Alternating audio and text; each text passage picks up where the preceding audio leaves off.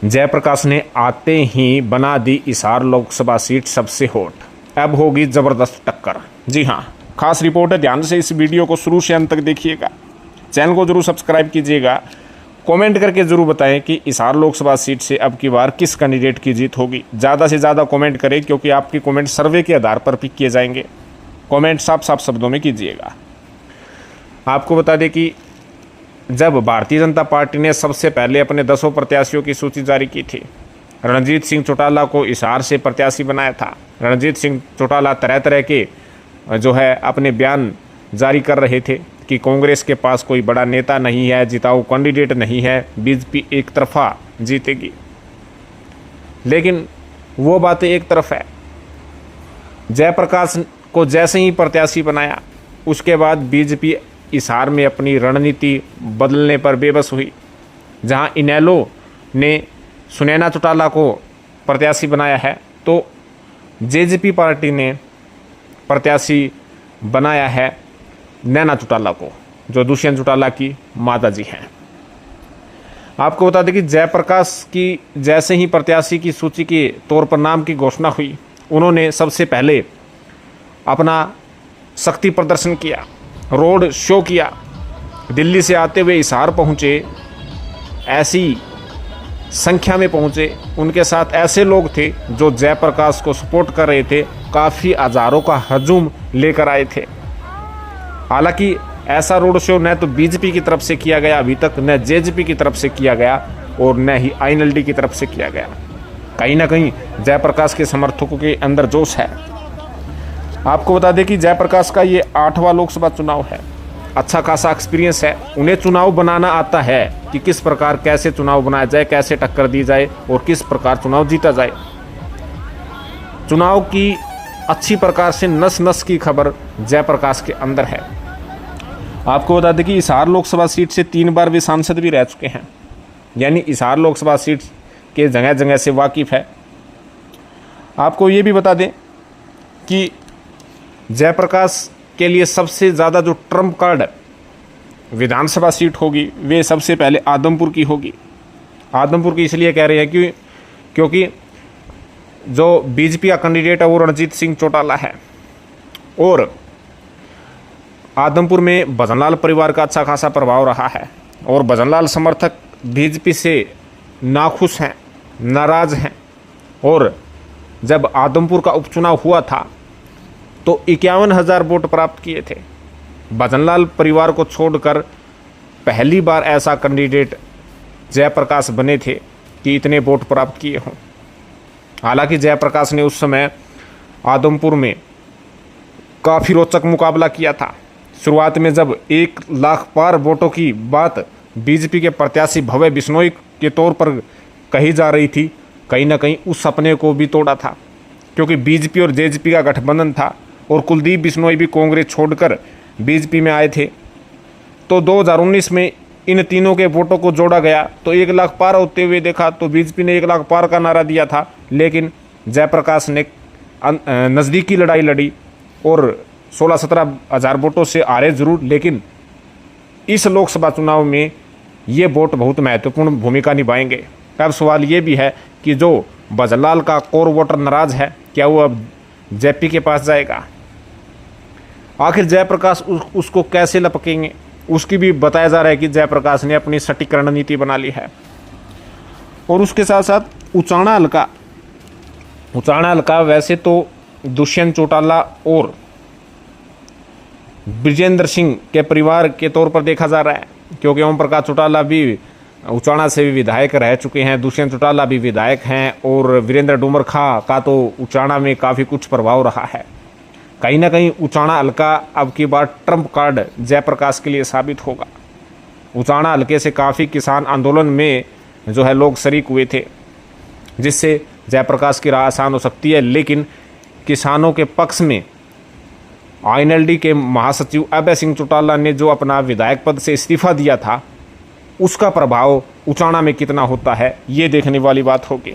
और उसके साथ साथ नारनौंद की भी बात करते हैं। नारनौंद में भी सिचुएशन भारतीय जनता पार्टी के लिए इस वक्त अच्छी नहीं है, क्योंकि कैप्टन अभिमन्यु अभी भी नाराज हैं, और दादा गौतम का तो कहना ही क्या। आप सभी अच्छी प्रकार से जानते हैं। कहीं ना कहीं आदमपुर, उचाना और नारनौंद ये हल्के ट्रम्प कार्ड साबित होंगे, ये हार जीत का फासला तय करेंगे और इन्हीं 3 हलकों में जयप्रकाश नज़र गाड़े बैठ रहे हैं और यहाँ से जयप्रकाश समर्थकों का कहना है कि अच्छी लीड लेंगे। आपको बता दें कि जयप्रकाश का हिसार में अच्छा अनुभव रहा है। उन्हें पता है कि कहाँ से किन नेताओं के द्वारा, किन समर्थकों के द्वारा, किन लोगों के द्वारा वोट खींचे जा सकते हैं। उनके पास पर्याप्त जो संसाधन है वो उपलब्ध हैं। आपको ये भी बता दें कि प्रत्येक हलके में हुड्डा की टीम है, जेपी की टीम है। हुड्डा की जो टीम है वो अब जेपी की टीम ही कही जाएगी लोकसभा चुनाव में। नारनौल से जस्सी पेटवाड़ है, राम भगत शर्मा है और नलवा हल्के से आपको बता देते हैं कि जो संपत सिंह है और उसके साथ साथ अनिल मान है और चंद्र प्रकाश जांगड़ा है। बरवाड़ा से रामनिवास घोडेला है और राजेंद्र सूरा भी हैं। सूरा भी अच्छे नेता बताए जाते हैं और नरेश सेलवाल उकलाना से हैं और उसके साथ साथ बजरंगदास गर्ग हैं। आसी से भी काफ़ी नेता जो है कांग्रेस के मौजूद है, काफ़ी नामों की लिस्ट है। ऐसे ही करके यानी सभी विधानसभा सीटों पर जयप्रकाश जो है तमाम नेताओं के साथ संपर्क साधे हुए हैं, जो कि हुड्डा की टीम से हैं। कहीं ना कहीं पूरी सहायता उन्हें प्रत्येक विधानसभा सीट से मिलेगी, लेकिन जयप्रकाश को सबसे पहले वीरेंद्र सिंह डुमरखा की नाराज़गी को किस प्रकार दूर कर पाते हैं, उनके कोर वोटर को अपनी तरफ किस प्रकार मिला पाते हैं, ये देखने वाली बात होगी। आपको ये भी बता दें कि राजनीति पंडितों का कहना है कि सुनैना चौटाला और नैना चौटाला तुर्क का इक्का साबित होगी। जो भी वोट ले जाएगी ये दोनों कैंडिडेट, उससे रणजीत सिंह चौटाला और जयप्रकाश की मुश्किलें बढ़ेगी। इससे कहीं ना कहीं हिसार की राजनीति में ये दोनों महिला कैंडिडेट बड़ा असर भी दिखाएगी। जी हाँ, आपको ये भी बता दें कि जहाँ शहरी एरिया में बीजेपी का दबदबा है, तो कांग्रेस की नज़र किसान vote bank, Jat vote bank और ग्रामीण वोट बैंक पर टिकी है और उसके लिए विशेष तौर पर जयप्रकाश रणनीति भी बना रहे हैं। आपको ये भी बता दें कि जयप्रकाश ने जो आदमपुर में 2 बार करिश्मा किया है कि नाजुक वोटों से हारे ज़रूर है लेकिन वोट अच्छी प्रकार से खींचे हैं, ये सभी जानते हैं। जयप्रकाश के अंदर हुनर भी है कि वे बातचीत करते में, मीडिया के सामने आने में कोई हिचकिचाते नहीं हैं। जिस प्रकार से जेजेपी और आईएनएलडी को बीजेपी की बी टीम बता रहे हैं, उससे कहीं ना कहीं लोगों के मन में ये विश्वास दिला रहे हैं कि अगर आप जेजेपी और आईएनएलडी को वोट देंगे तो बीजेपी को फ़ायदा पहुंचा रहे हैं, कांग्रेस को नुकसान पहुंचा रहे हैं। जो एंटी बीजेपी वोट बैंक है उसको इकट्ठा करने की जयप्रकाश की जो है कोशिश है और उसी के मद्देनज़र उन्होंने अपनी रणनीति तय की है। आपको बता दें कि हिसार लोकसभा सीट के अंतर्गत हिसार, आसी, बवानीखेड़ा, नलवा, आदमपुर, बुरवाला, उकलाना, उचाना और नारनौद विधानसभा सीटें आती हैं। सबसे खास बात यह है कि इन हिसार लोकसभा सीटों में जो विधानसभा आती है, यहाँ पर एक भी कांग्रेस का अभी कोई मौजूदा विधायक नहीं है, यानी कांग्रेस के पास कोई मौजूदा विधायक हिसार लोकसभा सीट पर मिला नहीं है।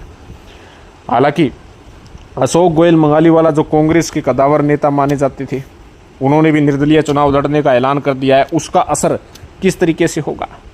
कुछ लोगों का कहना है कि अशोक गोयल मंगालीवाला बीजेपी के वोटों को काटेंगे, कुछ का कहना है कि जेपी के वोटों को काटेंगे, लेकिन जब नतीजा जारी होगा तभी पता चलेगा। लेकिन एक बात सत्य है कि जयप्रकाश के आने से हिसार सीट होट हो गई है। रणजीत सिंह चौटाला ने अपनी रणनीति बदलने की जो है पूर्णतः तैयारी कर ली है। बीजेपी को भी पता है कि जो उनका नाराज नेता है, जैसे कुलदीप बिश्नोई, भव्य बिश्नोई, छतरपाल और उसके साथ साथ आपको बता देते हैं कि कैप्टन अभिमन्यु, उनको कैसे मनाया जाए, उनके वोट बैंकों को कैसे साधा जाए, ये सबसे बड़ी बात है। उनका वोट बैंक जो नाराज़ हो चुका है उसको अपनी तरफ मिलाने में रणजीत सिंह चौटाला कैसे कारगर साबित होंगे, ये भी बात है। हालांकि रणजीत सिंह चौटाला साफ तौर पर कह रहे हैं कि मोदी और राहुल की लड़ाई है। अगर आपको राहुल गांधी को प्रधानमंत्री बनाना है तो कांग्रेस को वोट दीजिएगा, अगर मोदी को जिताना है, मोदी को प्रधानमंत्री बनाना है तो बीजेपी को वोट दीजिएगा। अपना चेहरा कम लेकिन मोदी को आगे बढ़ाते हुए रणजीत सिंह चौटाला दिखते हुए नज़र आ रहे हैं। कहीं ना कहीं जो हिसार लोकसभा सीट को एक तरफा मान रहे थे, ये कह रहे थे कि विपक्षी पार्टियां ही नहीं है, कोई दमखम ही नहीं है, बीजेपी जीत जाएगी, वो माहौल ख़त्म हो चुका है और आईएनएलडी और जेजेपी भी महत्वपूर्ण भूमिका में आ चुके हैं और हिसार लोकसभा सीट पर चौंकाने वाले परिणाम होंगे, चाहे कोई भी कैंडिडेट जीते। लेकिन एक बात तय है कि यहाँ पर मुकाबला सॉलिड होगा। आपकी क्या राय है? आप जनता हैं, वोटर हैं, आपको क्या लगता है कि हिसार से अब की बार किस कैंडिडेट की जीत होगी? कमेंट अवश्य करें, क्योंकि आपके कमेंट सर्वे के आधार पर पिक किए जाएंगे। ज़्यादा से ज़्यादा कमेंट कीजिएगा। धन्यवाद।